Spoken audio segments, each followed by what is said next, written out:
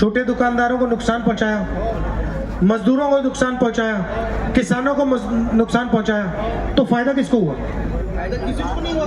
अरे भाई आखिरी बात आप नहीं समझे। फायदा अदानी जी को, अंबानी जी को, देश के सबसे 2-3 बड़े अरबपतियों को हुआ।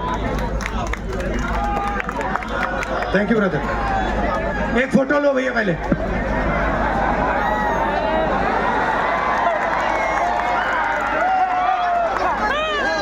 मोहब्बत की दुकान है, मोहब्बत की।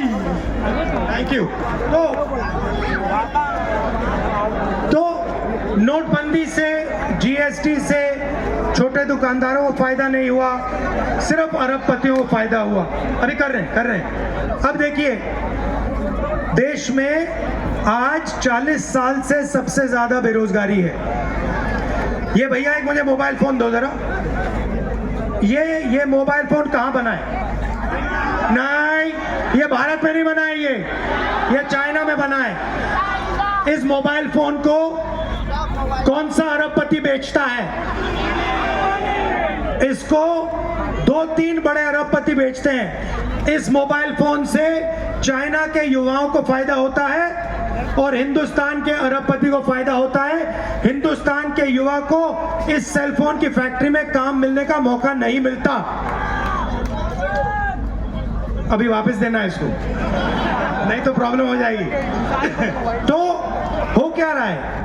चाइना का माल यहां सबसे बड़े अरबपति बेच रहे हैं। हिंदुस्तान में रोजगार पैदा नहीं हो रहा है।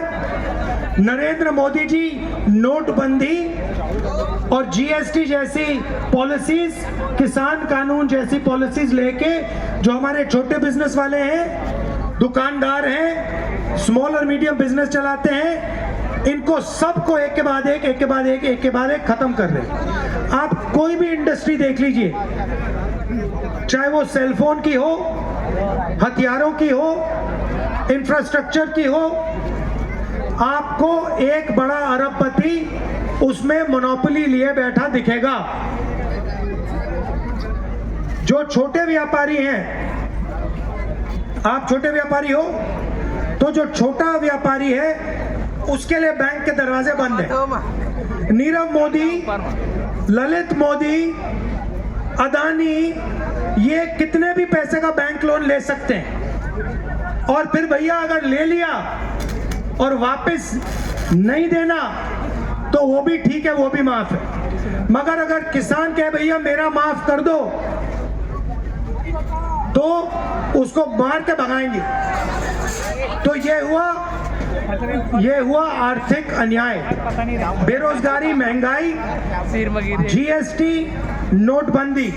अच्छा, एक और सवाल भैया, ये पीली शर्ट सुंदर आपने खरीदी, ये कितने की खरीदी? कितने की खरीदी है? 1000 रुपए की देखो टी शर्ट खरीदी इन्होंने, ठीक है। इसमें आपने जीएसटी कितना दिया? 28% जीएसटी दी, इनके जेब से आया। अच्छा, अगर अदानी यही टी शर्ट खरीदता तो वो कितनी जीएसटी देता? वो भी उतनी देता जितनी आप दे रहे हो। आपकी आमदनी और अदानी की आमदनी एक है क्या? तो फिर टैक्स एक क्यों चल रहा है? अन्याय। और आपके जीएसटी का हो क्या रहा है? ये इसने जीएसटी दी, आप सब ने शर्ट खरीदने के लिए, पैंट खरीदने के लिए, चश्मा जूता खरीदने के लिए जीएसटी दी। जीएसटी गया सीधा अदानी जी की जेब में, सीधा डायरेक्ट अदानी जी की जेब में गया। सड़क बनी अदानी जी को, उसमें कट मिलेगा। आर्मी ने हथियार खरीदा, उसमें कट मिलेगा। पुल बना, उसमें कट मिलेगा। सोलर पैनल लगा, उसमें कट मिलेगा। बिजली का कारखाना, उसमें कट मिलेगा। तो सारा का सारा फायदा ये 2, 3, 5 लोगों को मिल रहा है और पैसा आप लोग दे रहे हो। तो ये हुआ आर्थिक अन्याय। अब सामाजिक अन्याय पे चलते हैं। हाँ, वही। तो अब मैं आपसे एक बात पूछना चाहता हूं। आर्थिक अन्याय का मैंने आपको बता दिया, मुझे आप सामाजिक न्याय के बारे में बताओ। आर्थिक हो रहा है, सामाजिक कैसे हो रहा है अन्याय? नहीं, सुनिए, बात सुनिए। यहां पे सबसे पहले एक बात बताओ, हिंदू मुस्लिम तो कर रहे हैं, मगर एक और काम कर रहे हैं। देश में सबसे बड़ी आबादी किसकी है? ओबीसी। ठीक है, कोई जानता नहीं है। अगर पूछो ऐसी मीटिंग में पूछो भैया ओबीसी कितने हैं, लोग कहेंगे बहुत है, मगर एग्जैक्ट कितने हैं हमें नहीं मालूम। मैं आपको बताता हूं, तकरीबन 50 से लेकर 55% देश में ओबीसी की आबादी है। ठीक है, उसके बाद 15% तकरीबन दलित है, 8% आदिवासी। Very good. अब मुझे बताओ 50 और 15 कितना हुआ? 65 और 8 कितना हुआ? 73। अब सुनो बात मजे की, 73% आबादी है ना, 73। आप हिंदुस्तान की 200 सबसे बड़ी कंपनियां की लिस्ट निकालो। ठीक है, उसमें ना एक मालिक 73% वाला, सीनियर मैनेजमेंट में आपको एक 73% वाला नहीं मिलेगा। मतलब हिंदुस्तान का जो कॉर्पोरेट सिस्टम है उसमें आपको ना ओबीसी मिलेगा, ना दलित मिलेगा, ना आदिवासी मिलेगा।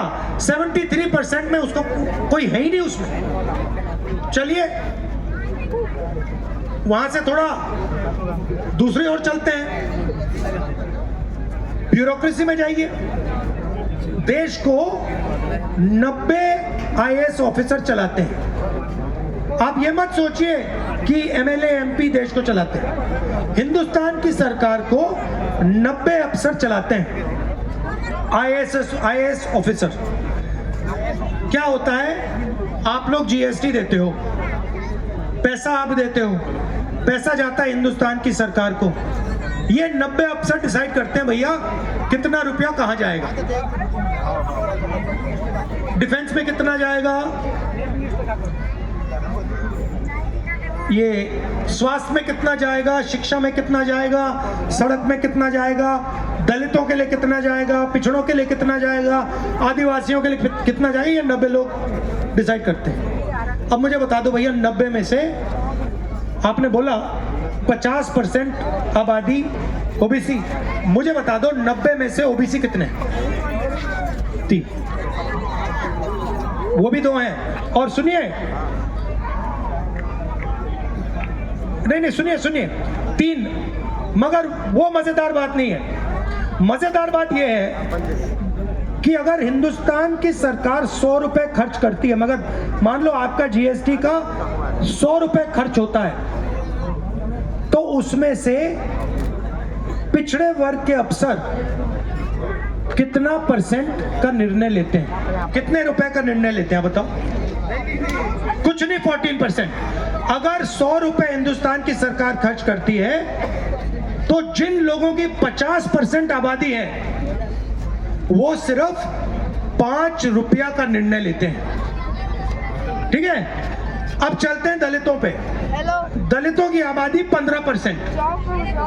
ठीक है, 100%, 100 रुपए अगर खर्च होता है, अगर 100 रुपए हिंदुस्तान की सरकार देती है बजट में, तो दलित अफसर कितने रुपए का निर्णय लेते हैं? 1%, मतलब 1 रुपया। अब चलिए आदिवासियों पे। आदिवासी 8%। 8% अफसरों का कितने रुपए का निर्णय होता है?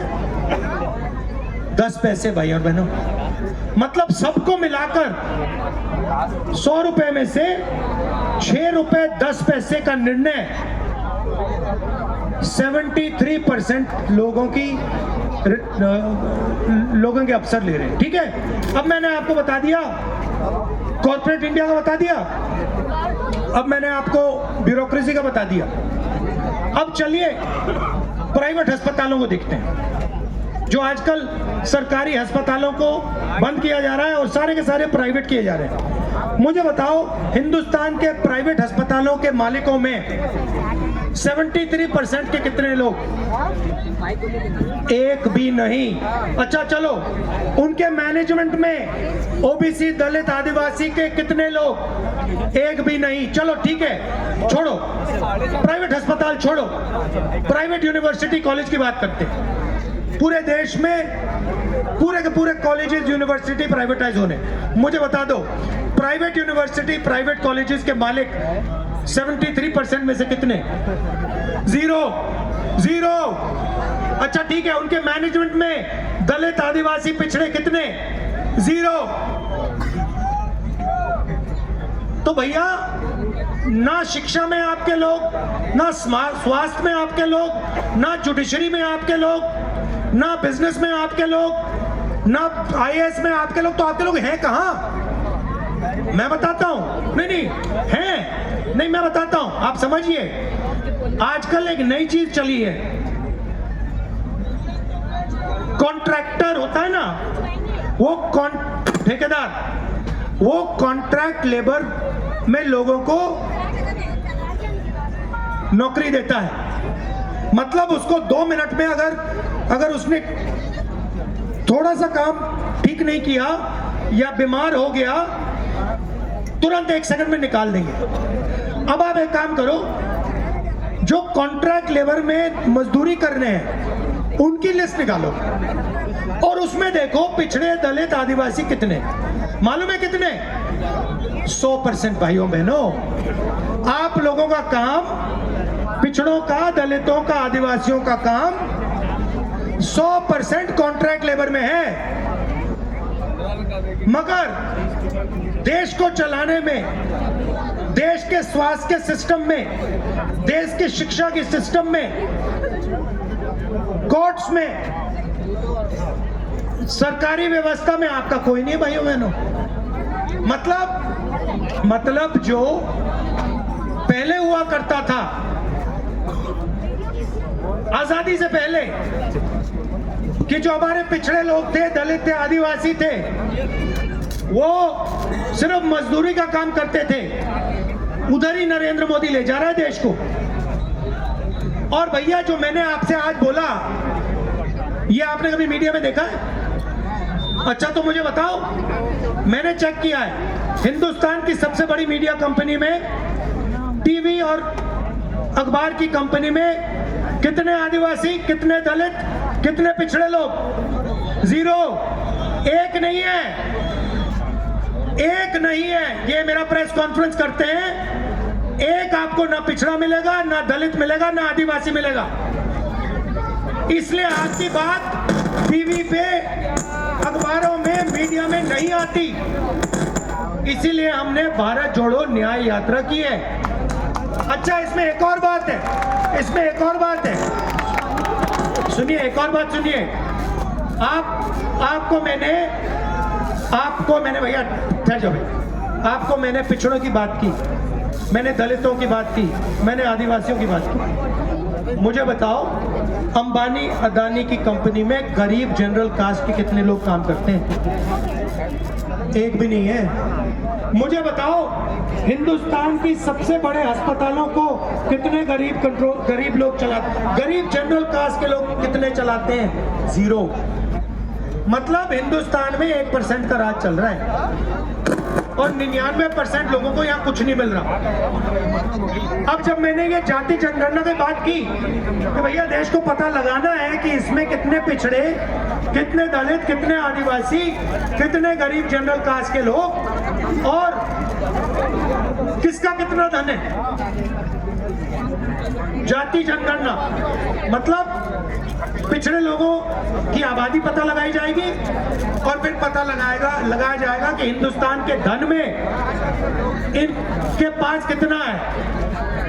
आदिवासियों की लिस्ट निकाली जाएगी, पता लगाया जाएगा कि भैया हिंदुस्तान का धन इनके हाथों में कितना है। फिर जनरल कास्ट की लिस्ट निकाली जाएगी और उसमें कहा जाएगा भैया ये जनरल कास्ट के लोग हैं, ये हिंदुस्तान के गरीब जनरल कास्ट के लोग हैं और ये जो हैं गरीब जनरल कास्ट के लोग हैं। मतलब दूध का दूध, पानी का पानी हो जाएगा। मैडम, आपको कभी चोट लगी है? आप अस्पताल गई, जब आपको चोट लगी पहला काम डॉक्टर ने कहा एक्सरे कराओ। कहा था ना, ठीक है। तो हम कह रहे हैं कि समय आ गया है कि हिंदुस्तान का एक्सरे कराना है। जाति जनगणना हिंदुस्तान का एक्सरे है। इसमें सबको पता लग जाएगा कि भैया अडानी के पास कितना पैसा, आपका नाम क्या है, अडानी के पास कितना पैसा और मनदीप सिंह के पास कितना पैसा, पता लग जाएगा। दूध का दूध पानी का पानी हो जाएगा। अब नरेंद्र मोदी ये नहीं चाहते। जैसे ही मैंने जाति जनगणना की बात की, नरेंद्र मोदी कहते हैं हिंदुस्तान में तो कोई जाति नहीं है, दो ही जात है, अमीर और गरीब।